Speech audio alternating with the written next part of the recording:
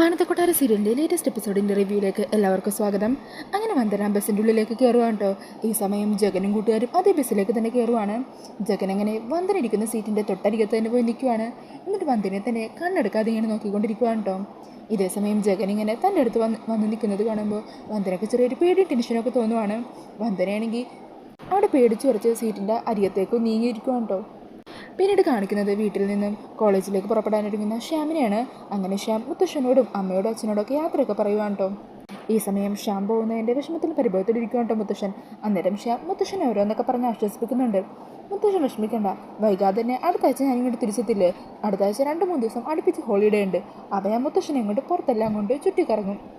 ഈ സമയം ശ്യാമിൻ്റെ അച്ഛൻ അങ്ങോട്ടേക്ക് വന്നിട്ട് പറയണേ, എടാ നീ വല്ലപ്പോഴും ഇങ്ങോട്ടേക്ക് വരുന്നത്, വന്നായോ അപ്പം തന്നെ തിരിച്ചു പോവുകയും ചെയ്യും. ഞങ്ങൾക്ക് നിന്നെ ശരിക്കൊന്നും കാണാൻ പോലും പറ്റുന്നില്ലല്ലോ. അന്നേരം സുമംഗലം പറയുന്നുണ്ട്, അത് തന്നെ, നിന്നെ കണ്ണു നിറച്ചൊന്ന് ഈ അമ്മക്ക് കാണാൻ പറ്റിയില്ലല്ലോ. അന്നേരം ശ്യാം പറയണേ, അതിനെന്താ അമ്മേ, ഉടനെ തന്നെ ഞാൻ തിരിച്ചു വരില്ലേ. ഇന്നിപ്പോൾ കോളേജിലൊരു പരിപാടി നടക്കുന്നുണ്ട്, അതിന് ഞാൻ പോയേ പറ്റൂ. അന്നേരം അച്ഛൻ ചോദിക്കുക, അല്ല എന്ത് പരിപാടിയാ?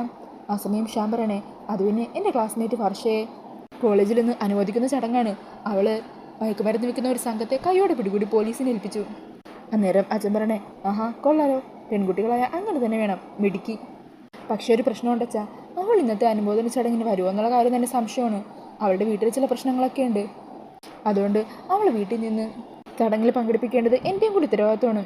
അന്നേരം അച്ഛൻ പറയണേ, വീട്ടിലെ പ്രശ്നമുണ്ടെങ്കിൽ അത് വീട്ടുകാർ പരിഹരിക്കും. ആ കുട്ടിയെ പറഞ്ഞ് കാര്യങ്ങളൊക്കെ മനസ്സിലാക്കി. ഇതുപോലുള്ള അനുമോദ ചടങ്ങുകളൊക്കെ ജീവിതത്തിൽ വളരെ അപൂർവമായിട്ട് സംഭവിക്കാറുള്ളൂ. അതൊന്നും നമ്മൾ പാഴാക്കാൻ പാടില്ല. എന്നാൽ ശരിയച്ചാ. അമ്മേ മുത്തശ്ശ, ഞാൻ ഇറങ്ങുവാണേ. ഈ സമയം അമ്മ ശ്യാമിന് വേണ്ടി ഉണ്ടാക്കിയ ഉണ്ണിയപ്പത്തിൻ്റെ പാത്രം ശ്യാമിന് കൊടുക്കുക. ദേ, ഇത് ഞാൻ ഉണ്ടാക്കിയ ഉണ്ണിയപ്പമാണ്, ഇത് നീ കഴിക്കണം, നിൻ്റെ ഫ്രണ്ട്സിന് ഇത് കൊടുക്കണം. ഓ ശരി അമ്മേ എന്ന് പറഞ്ഞ് ശ്യാം അത് വാങ്ങിയിട്ട് അവിടെ നിന്നും പോകുവാണ്. പിന്നീട് കാണിക്കുന്നത് കാറിന് പോകുന്ന കരുണാകരക്കുറിപ്പിനെയും സുമലതേനെയാണ് കേട്ടോ. ഈ സമയം സുമലത വന്ദനെ കുറിച്ച് പറയണേ, എന്നാലും പാവം വന്ദന, ആ കുട്ടിയുടെ കാര്യം എടുക്കുമ്പോൾ കഷ്ടമുണ്ട്. എത്ര നാളെ കാത്തിരുന്നിട്ടാണ് ഇങ്ങനെ ഒരു ബന്ധം കിട്ടിയത്. അതാണെങ്കിൽ ഇങ്ങനെ ആയിപ്പോയില്ലേ.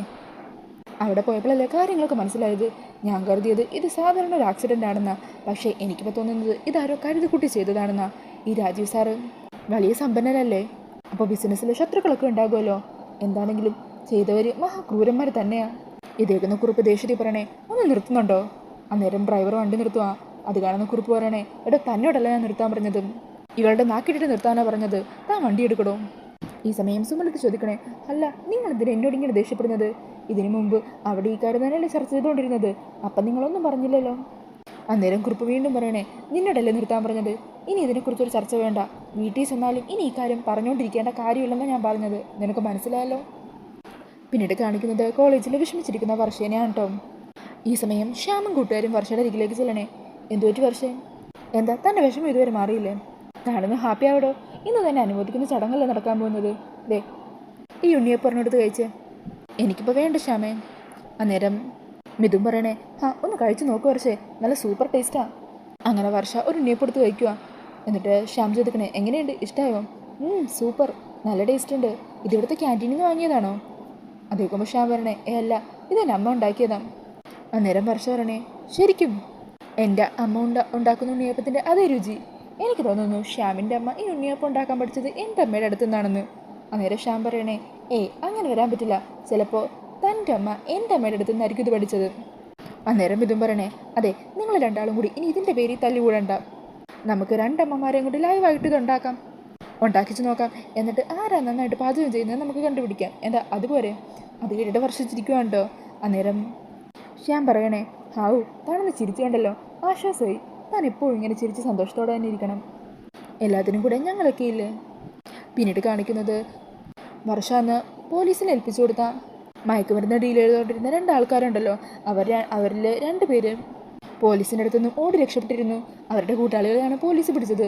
അങ്ങനെ രക്ഷപ്പെട്ട 2 പേരെയും അവരുടെ ബോസിൻ്റെ മുമ്പിലിട്ട് ബാക്കിയുള്ള ഗുണ്ടകൾ തല്ലി ചതക്കുവാണ് കേട്ടോ. അന്നേരം അവർ കരഞ്ഞുകൊണ്ട് പറയണേ, സാറേ ഞങ്ങളവരെ ഒറ്റ കൊടുത്തതൊന്നുമല്ല, പെട്ടെന്നായിരുന്നു അവിടേക്ക് പോലീസ് എത്തിയത്. ആ സമയത്ത് എന്ത് ചെയ്യണമെന്നറിയില്ലായിരുന്നു, ജീവൻ രക്ഷിക്കാൻ വേണ്ടിയാണ് അവിടെ നിന്ന് ഓടിക്കളഞ്ഞത്. അന്നേരം ആ ബോസ് പറയണേ, നീയൊക്കെ നിൻ്റെ ജീവൻ രക്ഷിക്കുന്നതിലൊന്നും എനിക്കൊരു കുഴപ്പമില്ല, പക്ഷെ നീയൊക്കെ കാരണം തൊലഞ്ഞു പോയത് എൻ്റെ 3 കോടി രൂപയാണ്, അതെനിക്ക് തിരികെ കിട്ടിയേ പറ്റൂ. അന്നേരം അവരിലൊരാൾ പറയണേ, സാറേ എല്ലാത്തിനും ഒരു പെണ്ണാ കാരണം, അവളാണ് പോലീസിനെ വിവരം അറിയിച്ചത്. ആ കഥയൊക്കെ ഞാൻ അറിഞ്ഞു. എന്താണെങ്കിലും അവൾ ആരാണെങ്കിലും ഞാൻ കണ്ടുപിടിച്ചിരിക്കും. അവളെ ഞാൻ കൊല്ലിയൊന്നുമില്ല. എനിക്ക് നഷ്ടപ്പെട്ട തുകയും അതിൻ്റെ പലിശ അടക്കം അവളെ കൊണ്ട് തന്നെ ഞാൻ ഉണ്ടാക്കിക്കും. എന്താണെങ്കിലും നിങ്ങൾ രണ്ടാളും ഇനി എനിക്ക് ആവശ്യമില്ല. നമുക്ക് ഉപയോഗമില്ലാത്തതൊന്നും വെച്ചുകൊണ്ടിരിക്കുക എന്നല്ലേ കാരണവന്മാർ പറയാറുള്ളത്. അന്നേരം അവർ രണ്ടാളും ഞങ്ങളെ കൊല്ലല്ലേ എന്ന് പറഞ്ഞ് അയാളുടെ കാലി വീണ് കരഞ്ഞപേക്ഷിക്കുന്നൊക്കെ ഉണ്ട്. പിന്നീട് കാണിക്കുന്നത് വർഷയുടെ കോളേജാണ് കേട്ടോ. അവിടുത്തെ ടീച്ചേഴ്സ് എല്ലാവരും അനുമോദന ചടങ്ങിൻ്റെ പ്രധാന അതിഥിയായ ബിസിനസ്മാൻ വിക്രം കെ മേനോന് വേണ്ടി കാത്തിരിക്കുവാണ്. ഈ സമയം കാറിൽ വന്ന് ആ വിക്രം കെ മേനോൻ ഇറങ്ങുവാണ് കേട്ടോ. ഇയാൾ തന്നെയാണ് ആ ഡ്രഗ് ഡീലിങ്സിൻ്റെ ഒക്കെ ആളും. അങ്ങനെ ടീച്ചേഴ്സ് എല്ലാവരും ചേർന്ന് അയാളെ സ്വീകരിച്ച് അകത്തേക്ക് കൊണ്ടുപോകുകയാണ്. ഇതേ സമയം തന്നെ വർഷയും കൂട്ടുകാരികളും കൂടി ആ അനുമോദനത്തിൻ്റെ നോട്ടീസ് ഇങ്ങനെ എടുത്ത് വായിച്ചു നോക്കുവാണ്. അതിൽ ഈ വിക്രം കെ മേനോൻ്റെ ഫോട്ടോയും പേരും ഒക്കെ ഉണ്ട്. അങ്ങനെ വർഷ അത് വായിച്ചിട്ട് പറയണേ, Vikram K Menon V international ഗ്രൂപ്പ്സിൻ്റെ MD. ഈ ഫോട്ടോ കണ്ടാലേ അറിയാം ഇയാളൊരു പൊങ്ങച്ചക്കാരനാണെന്ന്. അങ്ങനെ വർഷ വിക്രത്തിനെ പറ്റി പറഞ്ഞുകൊണ്ടിരിക്കുന്ന ഈ സമയത്ത് തന്നെ വിക്രം അതുവഴി ഫോണിൽ സംസാരിച്ച് വരുന്നുണ്ടാവും.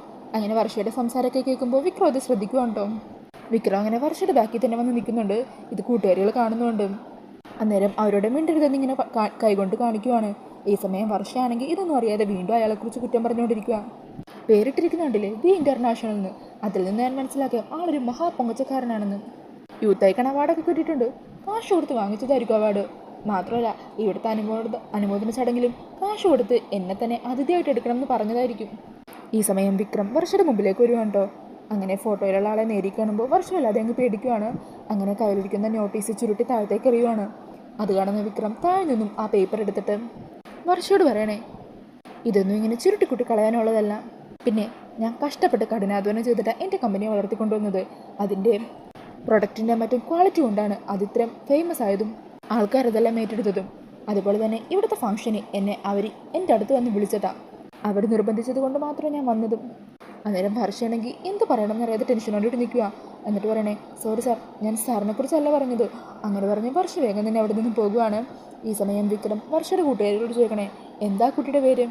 വർഷ എന്ന് പറഞ്ഞ് അവരവിടെ നിന്ന് പോകുക.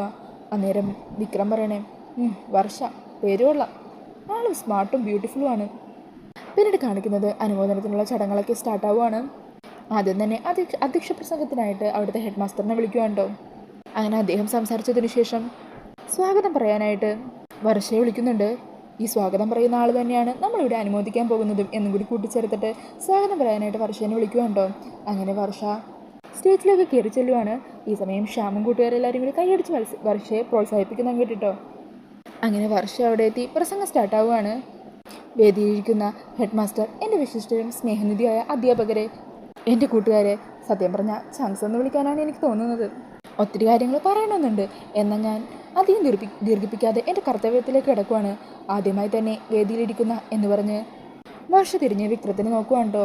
അന്നേരം വിക്രത്തിനെ കാണുമ്പോൾ നേരത്തെ പറഞ്ഞ കാര്യങ്ങളൊക്കെ ഓർത്ത് വർഷ വല്ലാതെ ടെൻഷനാകുവാണ്. പെട്ടെന്ന് ഒന്നും മിണ്ടാതെ സ്റ്റക്കായിട്ട് ഇങ്ങനെ നിൽക്കുവാണ്ടോ. ഈ സമയം അവിടെ കൂടിയ മറ്റു കുട്ടികളെ വർഷനെ കൂവാനൊക്കെ തുടങ്ങുന്നുണ്ട്. അതുകൊണ്ട് ശ്യാമും ഇതിനും ഒക്കെ വല്ലാതെ ടെൻഷനാകുവാണ്. വിക്രമാണെങ്കിൽ വർഷയെ നോക്കി തന്നെ ഇങ്ങനെ ചിരിച്ചുകൊണ്ട് നിൽക്കുന്നുണ്ട്. അങ്ങനെ ആ ഒരു സീൻ കാണിച്ചുകൊണ്ട് എപ്പിസോഡ് തീരുവാണ്. അപ്പോൾ ഈ ഒരു റിവ്യൂ ഇഷ്ടമായിട്ടുണ്ടെങ്കിൽ മറക്കാതെ വീഡിയോ ഒന്ന് ലൈക്ക് ചെയ്യണേ. കൂടുതൽ റിവ്യൂസിനായിട്ട് ഈ ചാനലൊന്ന് സബ്സ്ക്രൈബ് ചെയ്ത് സപ്പോർട്ട് ചെയ്യണേ. താങ്ക്